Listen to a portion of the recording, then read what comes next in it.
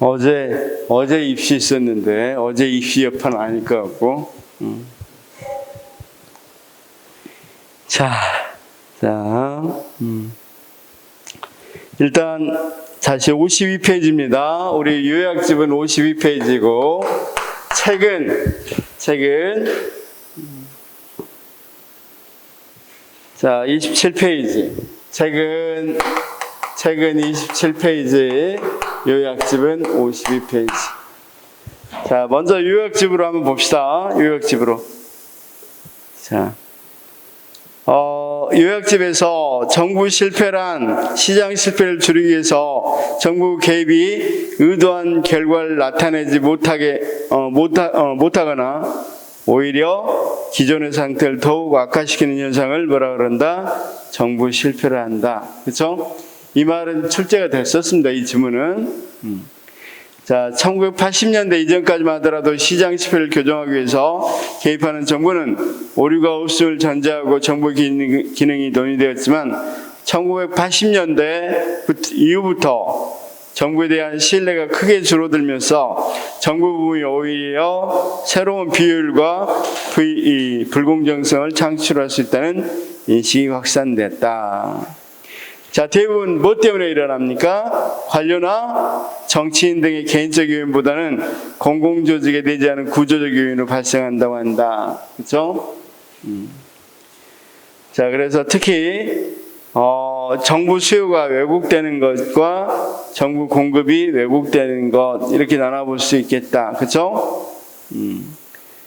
자, 거기 시장 결함에 대한 사회적 인식의 증가로 행정 수요가 증가됐고, 정치적 보상 체계가 왜곡돼 있고, 그래서 정치가 높은 시장 할인율, 그럼 뭐냐면 그게 무슨 말이에요? 정치가 높은 시장 할인율이란 말은 정치가들은 임기가 제한돼 있으니까 내년 전에 굉장히 중요하죠. 자, 우리들은 30년, 50년, 60년 이렇게 놓고 생각한다면 그 사람들은 임기 동안만 생각한단 말이에요. 그러니까 굉장히 높은 시간 할인율을 갖고 있는 거죠. 그 다음, 이익과 손해가 절연돼 있다. 한마디로 우리가 수입을 자기 돈으로 자기가 쓰지 않는다는 말이에요. 자, 조세라는 국민에 대한 수입을 가지고 자기가 쓰는 거니까 쓰는 사람과 내는 사람이 절연돼 있다는 거죠. 그 다음, 정치사회 민주화와 민권화 신장. 그래서 특히 시민이나 이익집단이 조직화돼서 정부 개입의 요구를 증가시키게 되니까 비효율적인 것도 할 수밖에 없게 되는 경우가 많이 있죠. 그 다음, 정치인의 단기적 결정. 이건 그렇다 치고, 정부 공급이 왜곡 요인으로서 내부적인 거, 특히 정부 공급적인 측면에서 정부 내부 요인으로 보면 정부 산출물의 정의 및 측정이 곤란하고, 그쵸? 왜 그래요? 우리가 공공 서비스는 추상적인 게 굉장히 많죠. 국방, 뭘 계산하기 참 복잡하죠. 근데 우리가 어떤 것에 비하면, 경영에 비하면, 기업에 비하면, 그 다음 정부 활동의 독점성이 있고, 정부 활동의 독점성이란 말은 경쟁 안 한단 말이야, 쌤. 그러니까 자원 낭비하고 비용 낭비를 처리할 수밖에 없겠죠. 자, 그 다음 생산 기술도 불확실하고, 그 다음 쌤, 종결 메커니즘이 없다는 것이 문제죠. 자, 회사 같은 경우는 어느 정도 사업이 안 되겠다 싶으면 접죠. 근데 공공은 그런 것이 거의 없죠. 자, LG가 스마트폰 사업에서 접었잖아. 이거 사업 안 될 것 같아. 그래서 종결 메커니즘이 있으니까 접은데, 국가는 그런 메커니즘이 없다 보니까 하던 거 계속 하죠. 자, 그 다음 이제 정작 중요한 거기 5가지 요인이 나와 있죠. 그러니까 특히 4가지가 중요합니다. 앞에 4가지. 자, 내부성, 이것도 중요한데, 관료제 내에서 공익보다는 개인과 조직의 이익을 우선시하는 현상, 그쵸? 니스카덴의 관료 예산 극대화 모형. 파킨슨 법칙, 그쵸? 그래서 정부 통제에 의해 권력 확대가 추구, 비용을 도외시한 최신 기술에 대한 집착, 공익과 무관한 내부 조직 목표 설정 및 추구, 이런 것들이 내부성입니다. 자, 좀 오타를 교정합시다. 자, 이걸 혼자 다 하려다 보니까 오타가 조금씩 나와 있네요. 나중에 책으로 낼 때는 좀 교정할 수 있도록 도와주시기 바랍니다. 자, 정부 통제에 의한 권력 확대의 추구, 비용을 도외시한 최신 기술에 대한 집착, 공익과 무관화입니다. 무관한 내부 조직 목표의 설정 및 추구. 자, 그 다음 X 비효율성은 뭐가 없어서 하는가? X 비효율성은 뭐가 없어서 일어나는가? 쌤. 자, 제가 그런 이야기 했었죠. KT하고 KTF하고 통합을 하려고 했었어. 그럴 때, 자, KTF는 거기가 이제 민간 기업이었고, 여기는 공기업이었어요. 여기 이제 실무자로 간 제 친구가 어떤 이야기 했다고 그랬습니까? 자기들은 2,000명으로 사무를 다 처리할 수 있는 걸 여기 가봤더니 2만 명이나 근무하고 있더라. 경쟁이 없다 보니까 무조건 뭐 하는 게 중요해. 사람 많이 들여놓고 자기 일이 좀 적은 게 중요하죠. 그런 것들을 뭐라고 부른다? X 비효율성. 그래서 경제 주체가 독점적 지위를 가지고 있는 경우 관리 효율성을 극대화하려는 요인이 부족해서 생산 평균 비용이 증가하는 현상, 비용 체증 현상이라고 그러죠. 이런 걸 비용이 급격하게 늘어나는 거, 비용 체증 현상. 자, 파생적 외부 효과는 뭐라고 그랬습니까? 정부가 개입했어. 어떤 정책에 대해서. 그런데 의도하지 않게 다른 데에서 뭐 확산 효과가 일어나는 걸 말하죠. 그래서 예를 들면 경기 회복 정책이 경기 과잉을 초래했다든가, 주택 안정화 정책 하려고 했더니 부동산 투기가 저장돼 버렸다. 그렇죠? 이런 것들이 대표적입니다. 자, 지난 정부 때는 집값 정책에 대해서 어떤 효과가 많이 있었어요, 쌤? 집값에 대해서 여러 가지 정책을 펴지만 거의 다 파생적 외부 효과가 많이 발생해버렸죠. 다음 권력의 편제. 어쨌든 정부가 한다는 것은 권력이 한다는 거잖아. 근데 정부가 골고루 합니까? 아니면 그렇죠. 어느 정도 분배적 불평등이 일어나는 거.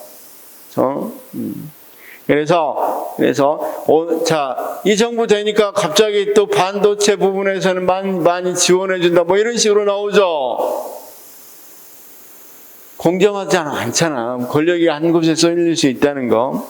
그다음 비용과 편익의 절제는, 이건 재료는 구체적으로 잘 안 나옵니다. 그래서 거기 네 가지만 외우시면 됩니다. 그러면 결국은 정부 실패가 있어. 시장 실패가 있으니까 누가 개입합니까? 정부가 개입하자, 이렇게 이야기했어. 이건 80년대까지는 금거국조였어. 그쵸?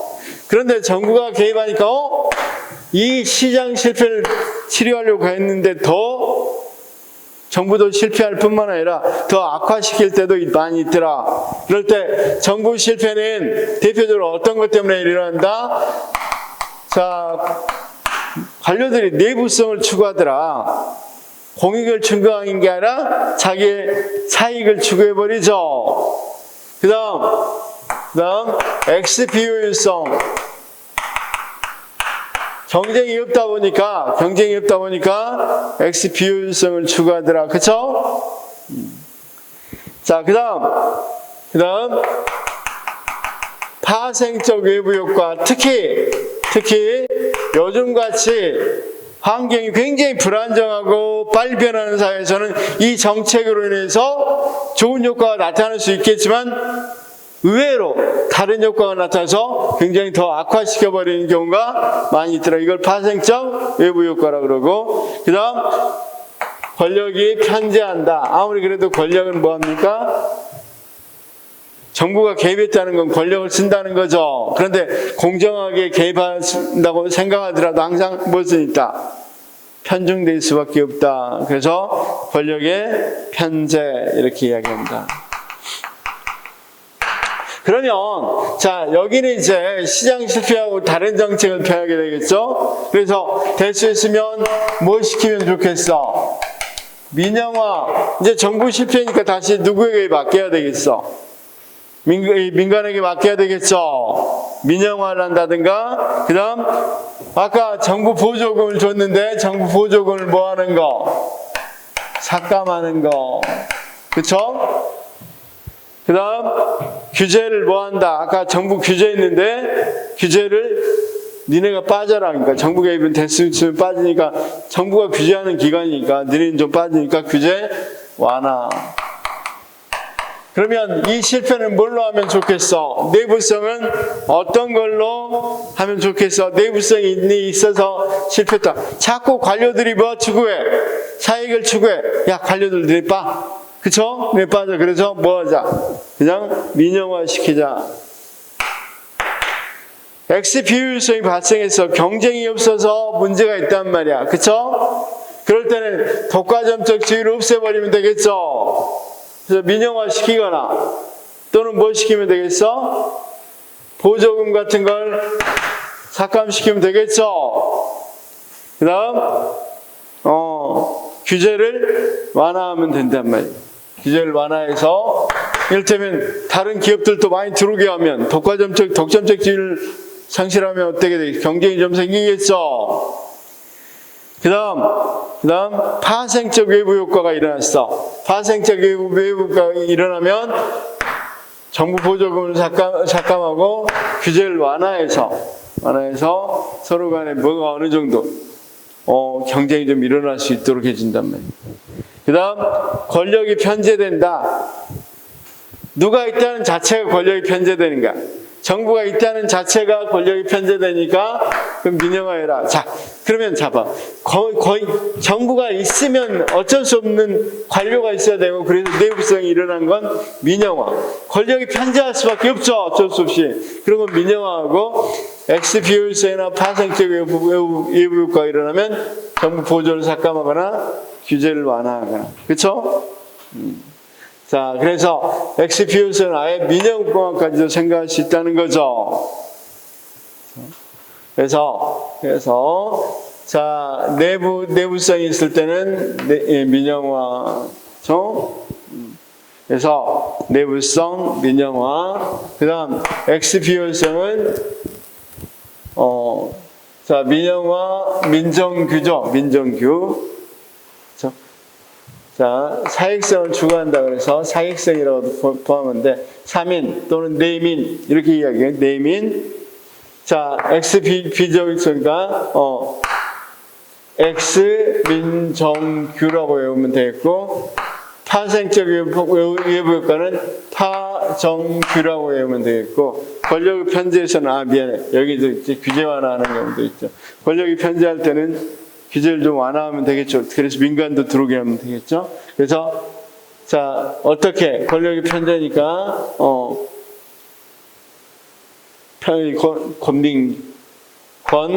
권민규 이렇게 하면 되겠죠. 그렇죠? 자 다시 그래서 나중에는 이걸 그냥 외워버리는 게 좋아요. 그냥 봐봐요. 이거 그림을 그려놓고 외워버리면 좋겠다. 자, 거기 거시적 절연이냐 미시적 절연이냐 있는데 이건 나중에 거시적 절연은 어떤 걸 말하는 겁니까? 미시적 절연부터 보면 조직의 소수의 수혜 집단과 다수의 비용 부담을 요구하는 집단이 있단 말이에요. 그렇죠? 특히 포획이고 뒤에 나온 윌슨의 규제 정치에 의해서 고객 정치 모형에 해당되고 자, 그다음 순수 경제적 문제가 있고 거시적 절연이라는 것은 그러니까 쉽게 말해서 이 절연은 비용 부담하는 사람하고 편익하고 다르다는 거야. 다수의 수혜 집단이 있고 소수의 비용 부담을 요구한다. 자, 예를 들면 미시적 절연이 많이 일어나는 거 어떤 거야, 쌤? 고객 정치니까 어떤 거 일어나는 거? 뭐 이를테면 농수산물 최저가격제 뭐 그렇죠? 그런 거 하면 누구야 수혜를 봐? 일부 농민들이 수혜를 보죠. 소수의. 그렇지만 다수의 국민들은 비싼 밥을 하려면 비싼 쌀을 해야 되니까 다수가 비용을 부담할 수밖에 없겠죠. 이런 걸 들 수 있겠고, 거시적 전련이라는 것은 다수의 수혜 집단, 우리가 환경을 규제해 준다. 환경을 규제한다. 이런 것들은 뭐가 됐어? 우리 환경을 폐기물 못 버리게 하면 많은 사람들이 좋은 공기 속에 사니까 다수의 수혜 집단이고, 그렇지만 그걸 만약에 환경세 같은 거 그래서 부담하게 되면 기업들은, 소수의 기업들은 뭐가 되겠어? 비용이 부담되겠죠. 자, 그럴 때 기업가적 정치 모형이고 정치 경제적 문제다. 쌤, 이건 뒤에 또 나오니까 그때 보기로 하고, 정보의 비대칭성 문제도 있을 수 있습니다. 이번에는 이 정보의 비대칭성은 왜 안 하려고 그러면 헷갈릴까 봐서. 원래 정보 비대칭성은 무슨 문제야? 시장 실패 문제인데 정부 안에서도 비대칭성이 있을 수 있겠죠. 그런 게 있다는 정도만 일단 알아두십시오. 그다음 내부성, 구별 개념인데 그냥 그런 게 있다. 내부성이 뭔지만 알아두십시오.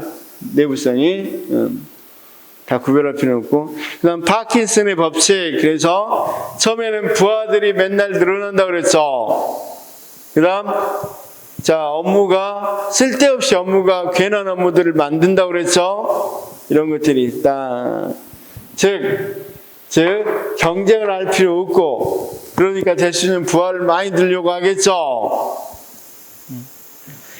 자, 그러면 우리가 파킨슨 법칙은 어떤 것에 해당된다 그랬어? 자, 어떤 것에 해당된다? 자, 특히 정부 공토의 파킨슨 법칙은 우리가 내부성에 해당된다고 그랬죠. 내부성. 그렇죠? 니스카덴의 모형이라든가 파킨슨 법칙은 내부성. 자, 그래서 그 정도만 보고 거기 문제를 풀어보면 32페이지 빨리 풀어봅시다. 공공조직의 내부성은 시장 실패의 원인이다. 이거 틀렸죠? 내부성 뭐라 그랬습니까? 정부 실패의 원인이라고 그랬죠? X 비효율성으로 인해 시장 실패가 야기돼요. X 비효율성은 정부 실패죠.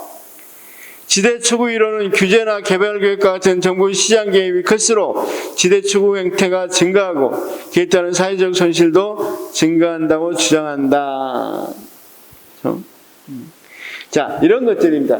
선생님, 만약에 정부가 개입해서 규제를 많이 하게 되면 시장에 침입한 것들이 적어지게 되겠죠.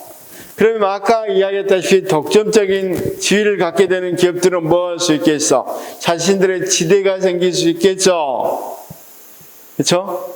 그러면 로비를 해서라도 자신의 지대를 챙기려고 하겠죠. 자신들만 이를테면 진입장벽을 높여, 뭐 여러 가지 조건들을 막 제시하게 만들어, 관료들 꼬셔서. 그래서 어떻게 한다? 진입장벽을 높이면 자기들이 뭘 가질 수 있어? 지대를 가질 수 있겠죠.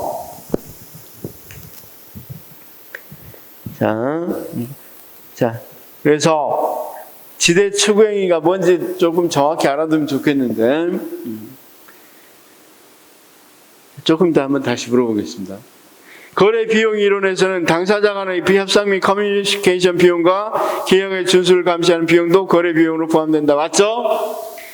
대리인 이론은 주인 대리인 사이에 정보 비대칭이 있고 대리인의 기회주의적 행동으로 기회주의적으로 행동하는 경우 역선택 문제가 발생할 수 있다고 주장한다. 맞죠? X 비효율성은 과열된 경쟁에서 경쟁이 없어서 나타난 거죠. 그렇죠? 경쟁이 없어서. 다음 사항을 설명된 가장 적합한 용어는 파생적 외부 효과이다. 즉 특히 과열지구로 지정했더니 다른 지역의 주택가격이 올라버렸죠. 이건 파생적 외부 효과. 8번 권력의 편제에 대한 방안으로 정부 보조 삭감 규제안이나 권력은 권민규라고 그랬죠.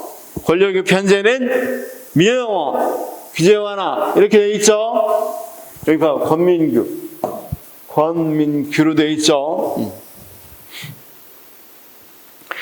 정부 실패는 관료나 정치인들이 개인적 요인 때문에 발생하며 정부라는 공공조직에 내지 않은 구조적 요인 때문에 발생한 것 틀렸죠. 우리가 다시 거기 우리 요약 페이지 52페이지 보니까 제일 위에 뭐라고 돼 있어? 정부 실패에 의해서 관료나 정치인들의 개인적 요인보다는 공공조직에 내지 않은 구조적 요인으로 발생한다. 이렇게 돼 있죠. 자, 다음 정부 실패가 발생할 경우 이를 교정하기 위해서 정부 대응 방식은 공적 공급 보조금 이건 시장 실패가 발생했을 때 하는 거죠. 정부 실패가 발생하면 민영화 보조금을 삭감하는 거, 규제를 완화하는 거 이렇게 되어 있죠. 그쵸? 그 다음 11번 X 비효율성에 대한 방안은 민영화, 정부 보조 삭감 규제 맞죠? X 민정규 이렇게 되어 있었죠. 다음 설명에 해당하는 개념으로 적합한 것은 X 비효율성이다.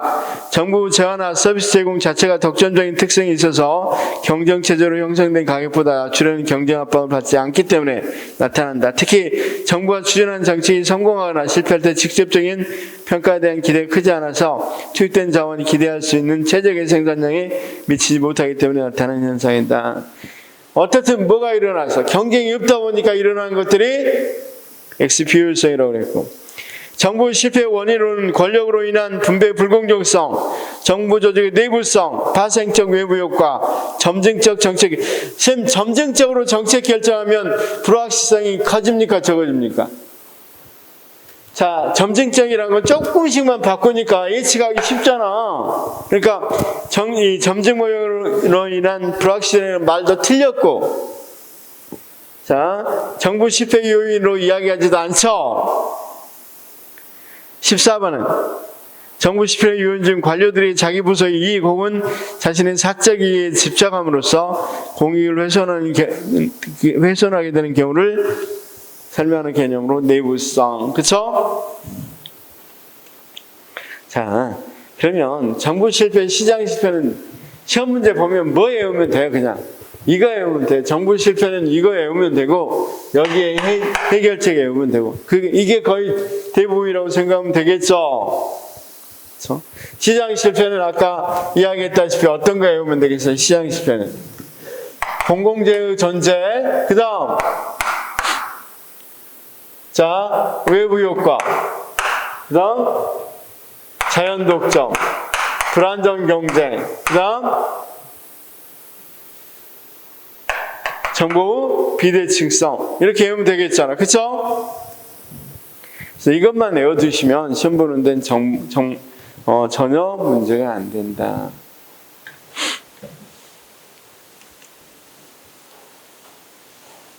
옛날에는 시험이 제법 나왔는데 요즘은 거의 잘 안 나오는 부분이기도 합니다. 그냥 적당히 그 중요한 부분만 외워두실 거랍니다.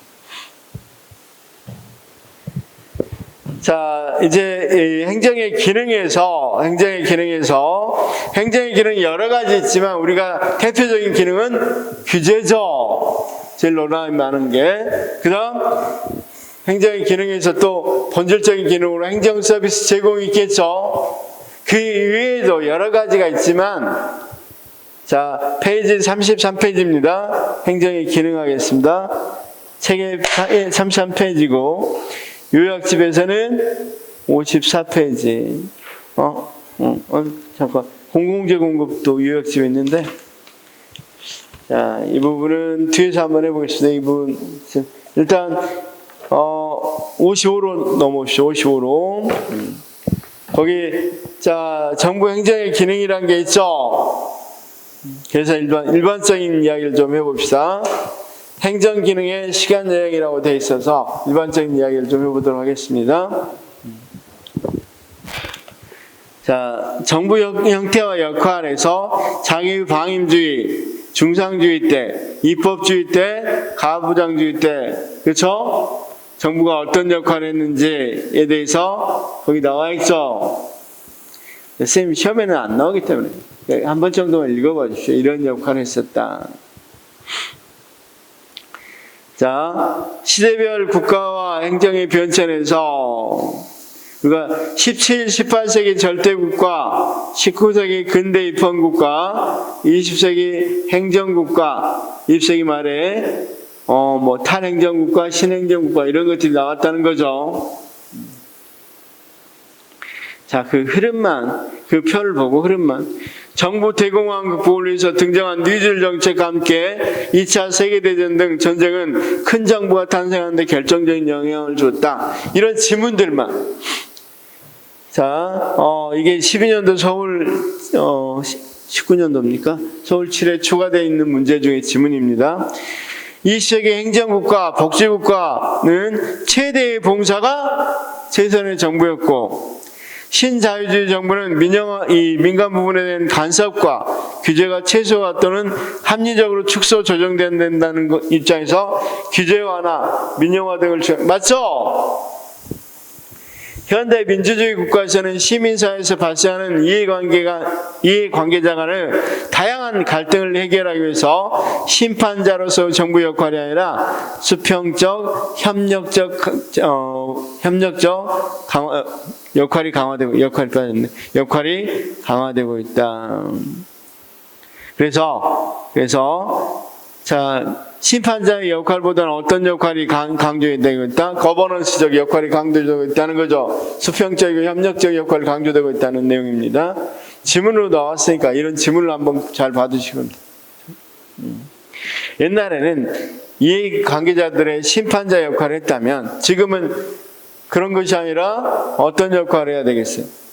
거버넌스적 역할을 해야 되겠죠. 협력적 조정자 역할을 한다. 자, 그 다음 신행정국가로의 전환. 그래서 거기 시험에는 안 나왔는데 이거 한번 보면 신행정 20세기 말에 탈행정국가, 신행정국가 나왔다고 그랬죠. 그래서 거기에 해당되는 것들입니다. 정부 실패 이후에 등장한 새로운 국가 모형이고 신행정국가는 행정국가의 성격을 유지하면서도 역할 수행 방식을 변화시키려고 하는 것이다. 신행정국가는 행정국가성을 인정하면서 간접적 방식으로, 옛날에는 직접적 방식이었는데 간접적 방식으로 하는 것. 신행정국가는 작은 정부를 추구하면서도 적극적인 정부 역할을 추구한다는 점에서 작지만 강한 국가 권위의 지속, 복지 제공자에게 시장 형성자로서의 역할을 성격을 지닌다. 신행정국가는 정부 규모 총량에 관심을 가지며 무절제한 정부 팽창을 반대한다. 그다음 특징 이런 거 나왔는데 한번 읽어봐 주시기 바랍니다. 그래서 제일 마지막에 뭐라고 되어 있습니까? 자, 시장화에서 제도적 분할을 강조한다. 사회의 다양한 행위자들이 협조와 공동 대응을 유도할 수 있는 제도적 분할에 관심을 가지게 된다. 그래서 뉴 거버넌스 특징과 유사한 국가용이 된다. 뭐 이런 거 있는데 시험에는 안 나왔기 때문에 좀 넘어갑시다. 그 다음 문제가 시험에 나왔습니다. 그 다음 장 넘기면 56페이지. 정부를 이해하는 관점에서 자, 진보주의하고 보수주의 그 부분을 알아두시기 바랍니다. 진보주의는 누가 개입해야 된다, 정부가 개입해야 된다 주의고, 보수주의는 정부는 개입이 최소화돼야 된다, 시장에 맡겨야 된다, 이렇게 이야기하는 거죠. 그래서 자, 이데올로기적 진보주의에서는 최대의 봉사가 최선의 정부고 보수주의는 최소 정부가 최선의 정부. 그쵸?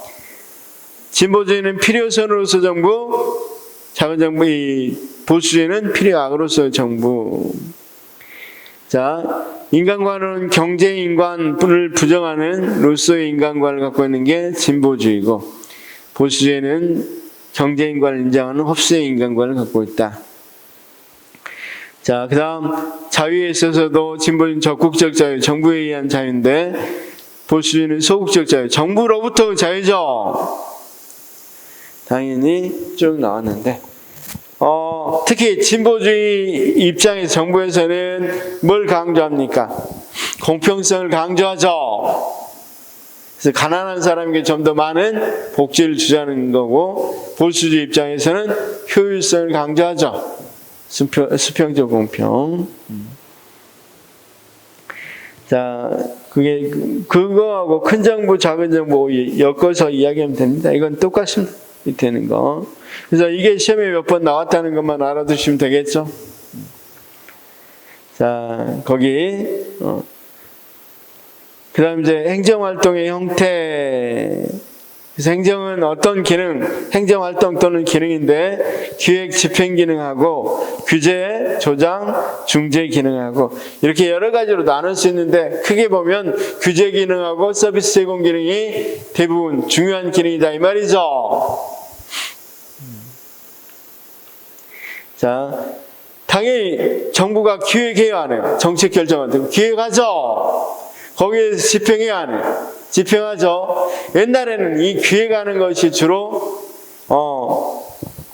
정책 결정자들이 해놓은 것들에 대해서 기획하는 것, 그건 포스코브에도 이미 있는 거죠. 기획하고 집행하는 것. 그 다음 규제 기능도 하고 조정 및 지원 기능도 하고 중재 및 조성 기능도 하죠. 그런데 크게 보면 규제 기능하고 우리가 조작 및 지원 기능이 서비스 제공 기능이죠. 이런 기능이다. 이렇게 볼 수 있습니다. 자, 여기까지 문제를 조금만 보시면, 여기까지 규제 기능 문제에서 그냥 간단하게 39 보시면 39페이지 보수주의자들은 기본적으로 자유시장을 자, 1번은 틀린 이유가 뭡니까? 보수주의자는 기본적으로 자유시장을 신뢰하죠. 그 다음 정부를 불신하고, 진보주의자는 조세제도를 통한 정부 소득 재분배를 선호한다. 이거 맞죠? 신자유주의가 등장하면서 작은 정부, 신자유주의는 선생님 알다시피 큰 정부에서 작은 정부죠. 1930년대 대공황을 겪으면서 최소 정부가 아니라 최대의 봉사가 최선의 정부라고 그랬죠. 5번 큰 정부 등장한 대공황 등 경제위기 속에서 시장에 대한 정부 적극적 개입을 통해 대공황을 극복해야 한다는 케인즈주의의 사상의 기본을 두고 있다. 맞죠? 6번 시장 실패에 대한 대응으로 나타난 큰 정부는 큰 정부에서는 규제를 완화하지 않죠. 작은 정부가 규제 완화하죠. 그러면 당연히 규제를 강화하고 이렇게 나와야 되겠죠. 7번 경제 대공황을 극복하기 위해서 등장한 뉴딜 정책과 함께 2차 세계대전 등 정부 이 지원 또 나왔죠. 8번 작은 정부를 주장하는 하이에크는 케인즈의 주장을 반박해서 정부의 시장 계획은 단기적 경기 부양에는 효과적일 수 있어도 장기적으로 시장 효율성을 심각하게 훼손한다. 그래서 우리가 알다시피 정부가 개입하면 주로 기획을 해야 되잖아. 그쵸? 몇 개년 계획 이렇게 기획하는데 하이에크는 기획은 노예의 길이라는 거야. 책 이름도 노예의 길이라는 책이야. 그래서 신랄하게 비판했던 게 정부가 개입해서 기획 짜는 거. 그런 것들은 그대로 따라야 되니까 노예의 길이다. 이렇게 이야기한단 말이에요. 자, 그 다음 이제 규제의 기능입니다. 자, 규제에서는 여러 가지가 있지만 거기에 어떤 게 나왔냐면 규제의 유형이 시험에는 제일 많이 나옵니다. 그래서 자, 우리나라는 행정규제법이라는 게 있죠. 그래서 개관부터 먼저 보겠습니다. 이 요약집 한번 볼까요? 요약집에 보면 행정 규제란 국가나 지방자치가 특정한 행정 목적을 실행하기 위해서 국민의 권리를 제한하거나 의무를 부과하는 것으로서 법령 등이나 조례 규칙에 규정되는 사항을 말한다. 그렇죠? 그래서 규제의 주체는 뭡니까? 국가나 지방자치단체가 해야 되죠. 민간이 규제할 수는 없죠. 규제의 형식은 법정주의죠. 규제는 꼭 뭘로 해야 돼? 마음대로 해서는 안 돼. 법령에 의해서 해야 돼. 법령에 의해서. 규제의 목적은 특정한 행정 목적을 실현하기 위해서 하는 거지 자적 목적 이런 건 안 되죠. 규제의 내용은 국내법을 적용한 외국인을 포함해서 국민의 권리를 제한하거나 의무를 부과하는 것 이렇게 말할 수 있겠죠. 정부 입장에서 규제, 정책 수단, 공익이라는 목적을 달성하기 위해서 다양한 사회 문제 해결을 도모하는 핵심 수단이고 국민 입장에서 규제는 한마디로 행위의 제약이죠. 의사결정과 행위를 제약하는 규칙이죠. 그 다음 행정규제의 특징은 강제성이 있고 공익성이 있고 동태성이 있다.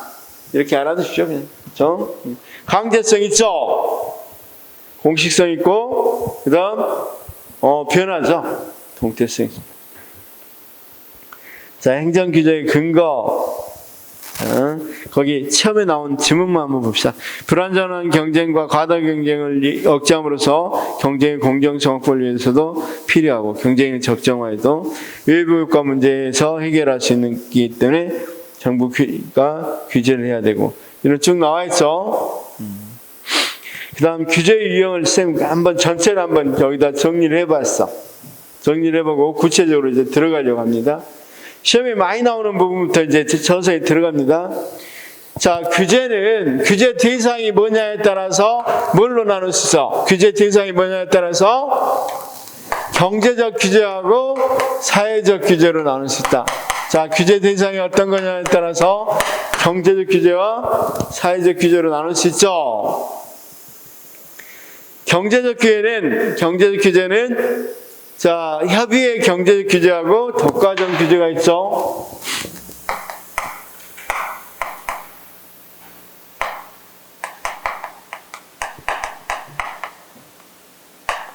그러니까 여기는 경제 행위에 대해서 규제하는 거야. 자, 모든 국민들은 경제를 자유롭게 할 수 있는 뭘 갖고 있어? 권리를 갖고 있어. 그렇죠? 그런데 이것에 대해서 특정한 행위나 의사결정을 규제하는 것을 뭐라 그런다? 아까 정부 규제라고 그랬죠? 근데 경제적 행위에서 협의의 정부 규제와 독과점 규제가 있는데 그런데 쌤 생각해 보면 여기는 이제 경제 규제에서 왜 이 강의에만 포함되고 협의에는 포함되지 않냐면 이 독과점 규제는 사실은 어떤 혜택이 있어? 그래서 경쟁을 촉진하기 위한 거죠. 경쟁을 못하게 하려고 하는 게 아니라 경쟁을 촉진하게 하려고 하는 거니까 당연히 이 규제는 여기하고는 좀 성격이 조금 다르단 말이에요.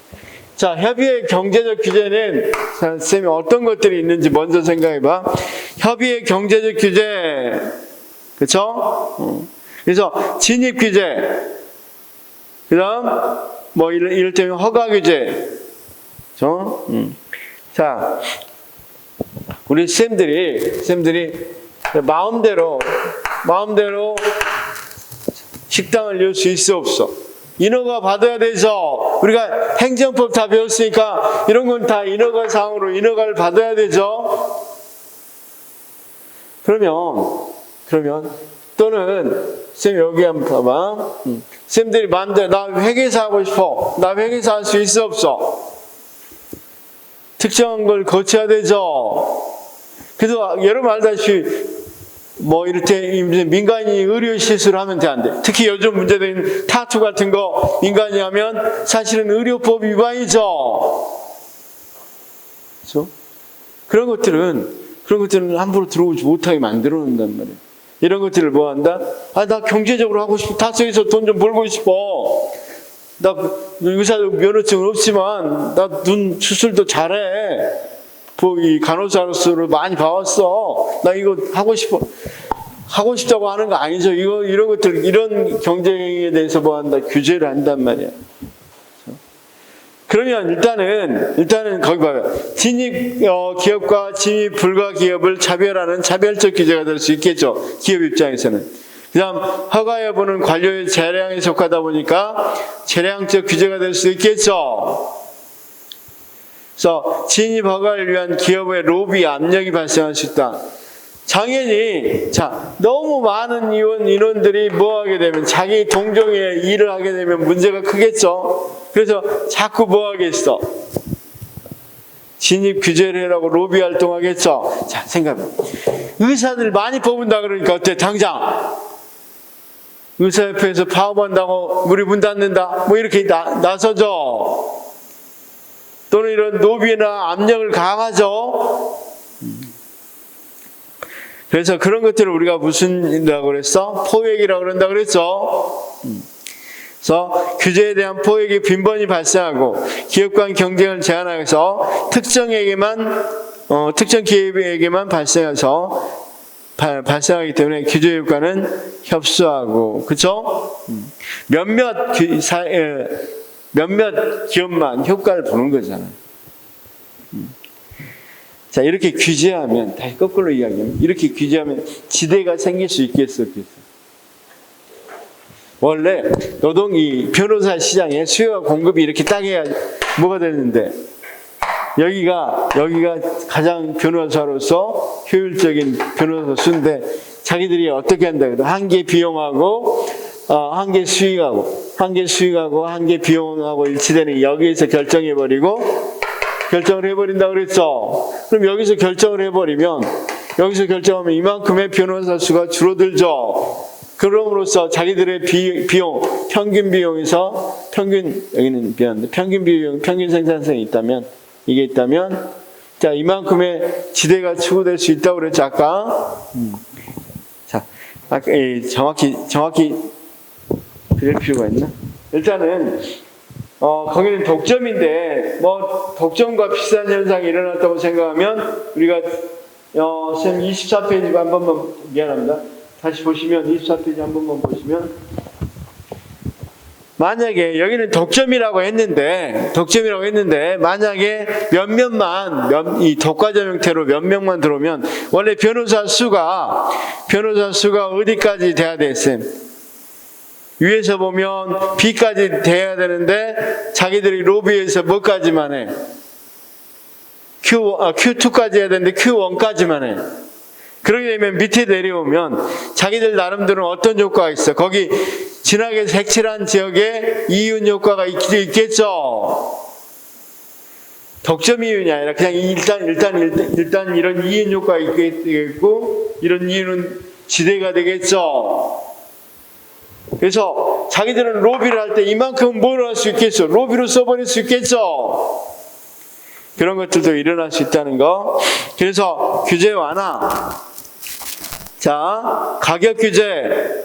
자, 경제적 규제에서 대표적인 게 가격 규제, 최저 가격, 그 다음 진입 규제, 진입 퇴거 규제, 그 다음 품질, 물량, 직업 면허, 수입 규제 등 굉장히 다양한 것들은 다 경제적 규제입니다. 일단 독과점 규제를 넘어서서 한번 생각해 봅시다. 이건 놔두고. 사회 규제는 어떤 걸 규제하는가? 사회 규제는 비교적 최근에 시작했고, 시장 실패고, 환경오염이나 사회차별에 대해서 하는 거. 규제를 무엇에 하는 거? 환경오염이나 사회차별. 경제적인 이유보다는 이런 식으로. 어떤 거, 우리의 건강이라든가 또는 사회적 이런 차별, 이런 것들을 주로 이야기하는 걸 뭐라고 합니다? 사회적 규제라고 합니다. 그래서 환경오염에 해당하면 이의 없이 규제를 집행해야 되겠죠. 그래서 비차별적 규제고, 오염기준, 처벌 기준을 법정화되어 있기 때문에 관료가 이 기업 봐줄게 그렇게 할 수 없죠. 자, 이산화탄소 배출량이 어느 정도면 규제한다 이렇게 되어 있기 때문에 관료들 재량이 없죠. 비재량적 규제라고 그러고, 자, 공익단체들이 활동하기 때문에 이 포획 현상이 많이 발생하지는 않는다. 다음, 경쟁과 직접 관련은 없죠. 그래서 동종사업 모든 기업을 규제하기 때문에 규제 효과가 굉장히 광범위하게 일어날 수 있겠고, 자, 노동자 안전 규제, 환경 규제, 소비자 보호 규제, 근로 규제, 차별 규제, 식품 안전 규제, 이런 것들은 다 무엇에 해당돼?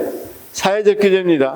그래서 시험 문제는 단순하게 물어. 거의 대부분 예를 많이 물어봐. 예를. 그쵸? 예시를 물어보고 이게 무슨 규제인가? 이런 걸 많이 물어보니까 특히 그런 부분 알아두시면 좋겠습니다. 선생님, 여기까지 무슨 말인지는 다 이해가 됐죠? 그 다음 독과점 규제는, 자, 독점이나 과점이기 때문에 규제하는 거야. 그래서 독점에 해당되면 예의 없이 해야 되니까 비차별적 규제죠.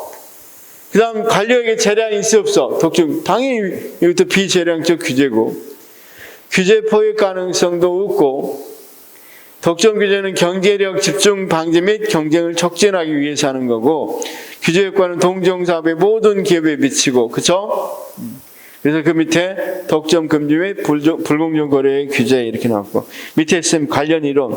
그래서 아까 이야기했던 지대 추구, 그 다음 포획. 자, 포획에는 우리가 로비나 포섭하는 걸 말한다고 그랬죠? 그럼 자, 이렇게 정리 한번 해봅시다. 지대 추구나 포획 활동이 제일 많이 일어나는 곳이 어디겠어? 경제적 규제. 그렇죠?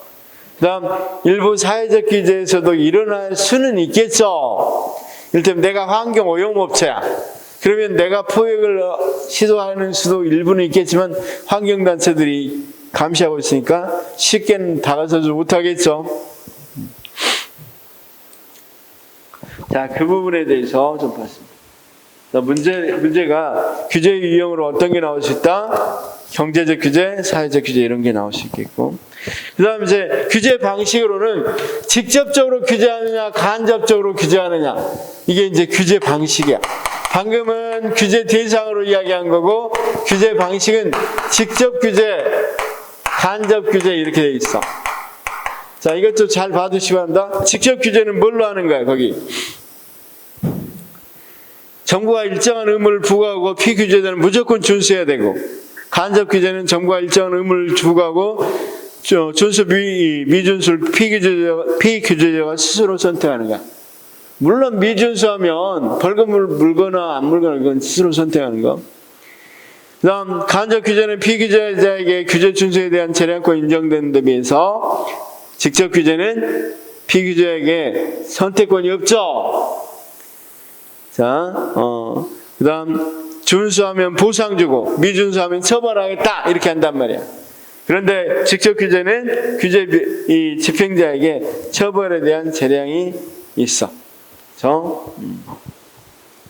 그래서 거기 한번 봐봐요. 종류를 보면, 자, 정보 공개, 품질 인증 규제, 등급 사정 규제, 제품 표준화 규제, 이런 것들은 다 간접 규제였어요. 그런데 자, 직접 규제는 기준을 설정하거나 규칙을 제정하거나 직접 명령하거나 행정처분하거나 인허가 했던 것을 뭐하는 거, 폐지한다, 이런 것들이 직접 규제입니다. 그 다음 법적 장애인 의무 고용 비율을 설정한다든가 사업 인허가 취소 처분을 한다든가 이런 것들이 직접 규제입니다. 자, 꼭 알아두십시오. 거기 쌤, 건강 부고금이 아니라 부가금입니다. 자, 이 왼쪽 간접 규제에서, 자, 쌤 제일 밑에 가공식품 품질 및 성분 표시, 노후자 세제 지원, 고용 투자 세액 공제제도, 건강 부가금, 그쵸? 공해 배출 부가금, 폐기물 처리비 일치제도, 공해 배출관 거래제도. 시험 문제는 앞에 있는 것들은 내면 너무 잘하니까 뒤에 있는 걸 주로 냅니다. 뒤에 있는 거.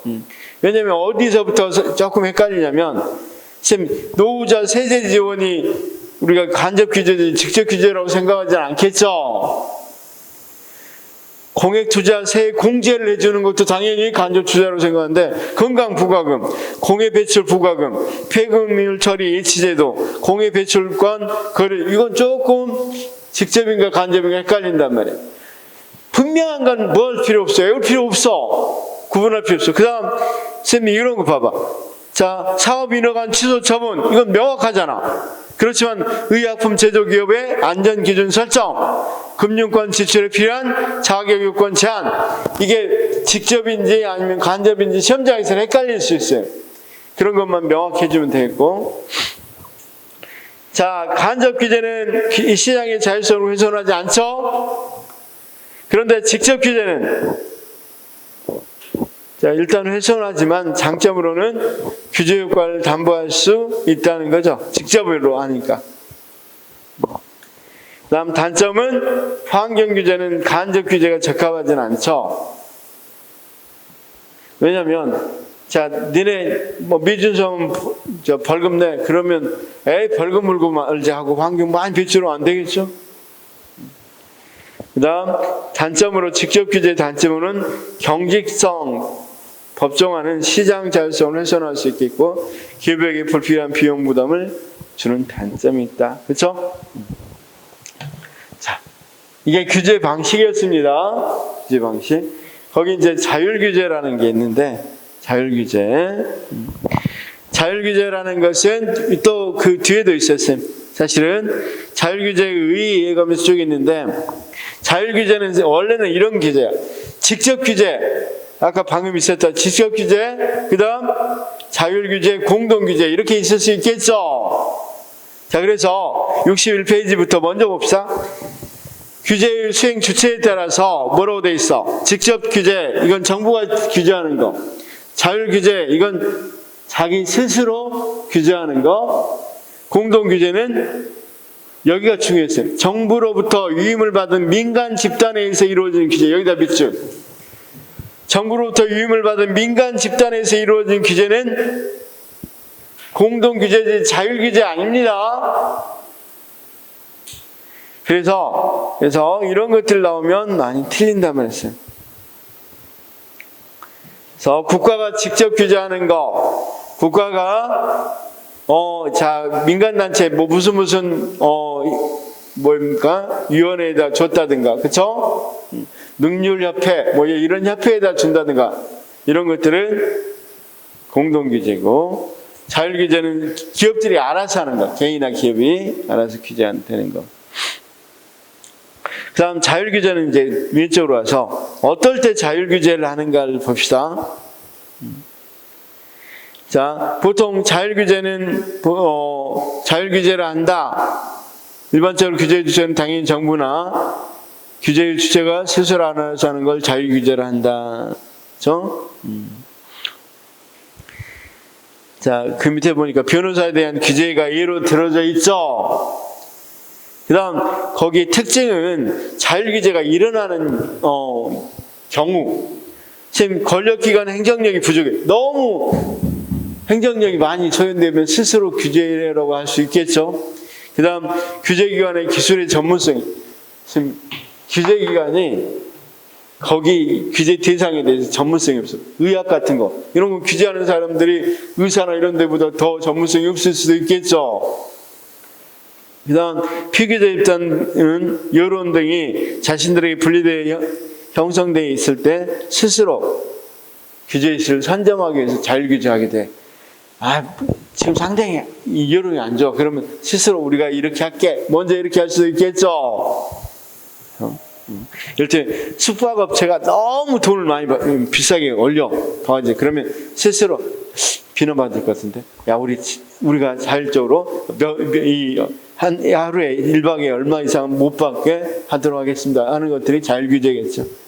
그 다음 거기 있는 큰 기업들이 자신들에게 일방적으로 유리한 기준을 설정함으로써 공평성이 침해되는 경우가 발생할 수 있는데, 이건 놔두고 하여튼 거기 세 가지 경우에 많이 일어납니다. 규제의 초점, 규제 활동 중 어디를 규제할 것인가가 수단. 무슨 수단 규제는 뭘 이야기해? 투입할 때 규제야. 그다음 성과 규제는 산출할 때 규제. 그다음 과정을 규제하는 걸 뭐라고 부른다고? 관리 규제라 그래. 과정을 규제하는 것을 관리 규제라고 합니다. 자, 과정을 규제하는 거. 그래서 과정 규제까지, 관리 규제까지 알아두시면 되겠고. 그러면 거기 수단 규제, 이것도 쌤 거기 있는 거 그대로 알아둬야 되겠죠? 목표 달성을 위한 생산의 투입물을 규제하는 거. 이게 뭐라고 되어 있습니까? 공장에서 오염 절감 시설을 설치하도록 규제한다.